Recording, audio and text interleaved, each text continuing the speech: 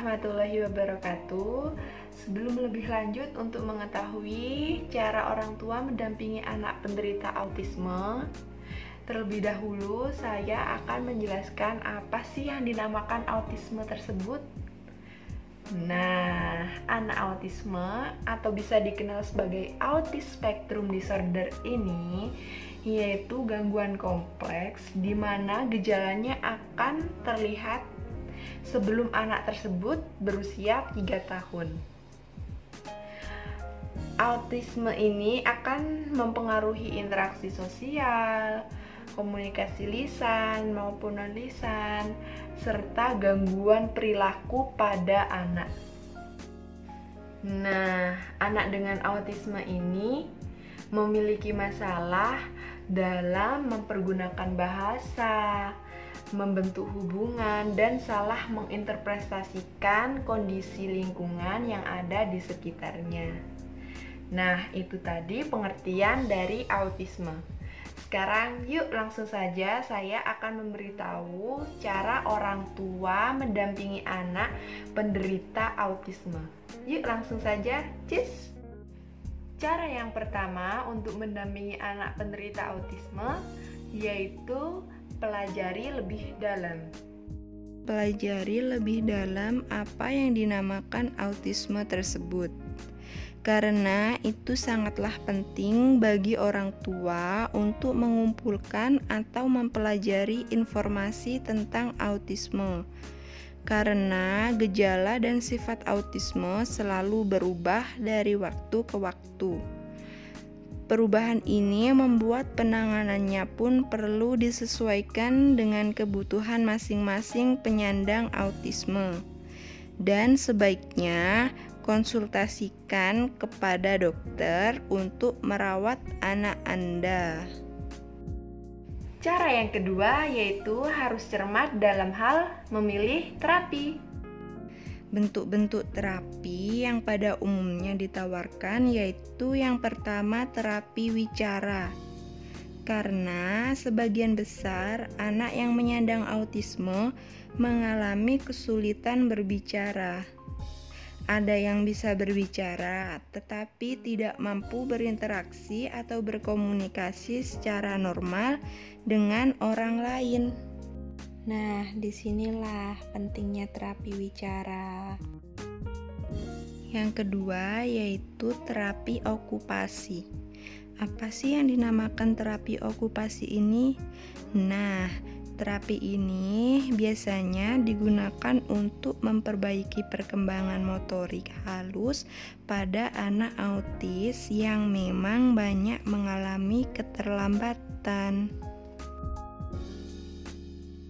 Yang ketiga yaitu terapi perilaku. Pada umumnya, anak-anak autis merasa sangat sensitif kepada cahaya, suara, dan sentuhan. Nah, ahli terapi ini akan membantu menemukan latar belakang perilaku tersebut untuk kemudian memberikan solusi secara spesifik. Yang terakhir yaitu yang keempat, terapi pendidikan. Terapi ini melibatkan tim pakar yang menerapkan beragam aktivitas yang meningkatkan kemampuan komunikasi, sosial, dan tingkah lakunya. Umumnya, anak-anak autis dapat berkembang dengan program pendidikan yang terarah dan terstruktur dengan baik. Cara yang ketiga yaitu harus bekerja sama dengan keluarga. Karena sangatlah penting mengajak keluarga untuk membiasakan diri berinteraksi dengannya. Selain bermanfaat untuk perkembangan si anak, situasi saling mendukung berperan penting agar Anda sebagai ayah dan ibu tidak merasa sendiri. Kondisi yang dapat dikembangkan di rumah bersama anggota keluarga yaitu yang pertama, hindari untuk memaksa anak. karena anak autisme seringkali tidak mampu mengomunikasikan kebutuhannya melalui bahasa verbal. Namun, bisa melalui gerak tubuh, menunjuk benda atau bahasa isyarat. Yang kedua yaitu jauhkan anak dari contoh perilaku kasar. Karena anak autis cenderung meniru perilaku dan kata-kata orang yang ada di sekitarnya. Yang ketiga yaitu buatlah jadwal kegiatan yang dapat diikuti anak secara rutin untuk membiasakannya beralih dari satu kegiatan ke kegiatan lain secara terstruktur. Yang terakhir yaitu yang keempat, biarkan dia tetap memiliki kesempatan untuk meluangkan waktu menyendiri.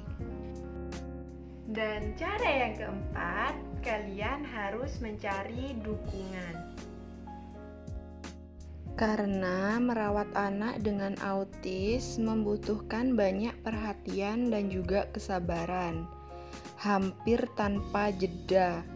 Kalian perlu terus mencari dukungan dan menguatkan diri sendiri melalui berbagai aspek. Aspek tersebut yang pertama yaitu informasi. Kalian harus lengkapi diri dengan berbagai informasi dari ahli terapi, dokter, guru, ataupun perawat tentang perawatan untuk anak kalian. Bekerja sama dengan pihak sekolah juga menjadi faktor penting agar pola pendidikan dapat sejalan dengan pendidikan di rumah. Aspek yang kedua yaitu sosial. Kalian harus mencari dukungan dari orang-orang yang punya pengalaman sama atau bicara dengan kenalan sesama ibu dari anak yang hidup dengan autisme. Aspek yang ketiga yaitu emosional. Mengasuh anak dengan autisme dapat membuat kondisi psikologis Anda sendiri kelelahan. Jadi, Anda perlu mengisi ulang energi dengan berlibur sendiri atau dengan pasangan, tanpa mengikut sertakan si kecil. Berbagi cerita dengan orang yang Anda percayai dapat meringankan beban Anda. Aspek yang keempat yaitu praktek. Berkoordinasi dengan anggota keluarga, teman dekat, atau tetangga yang dapat membantu Anda dalam kondisi-kondisi darurat. Nah, itu tadi cara-cara orang tua mendampingi anak penderita autisme. Semoga bermanfaat untuk Bapak, Ibu yang mempunyai anak penderita autisme. Sekian dari saya. Assalamualaikum warahmatullahi wabarakatuh. Jangan lupa like, comment, dan don't forget to subscribe.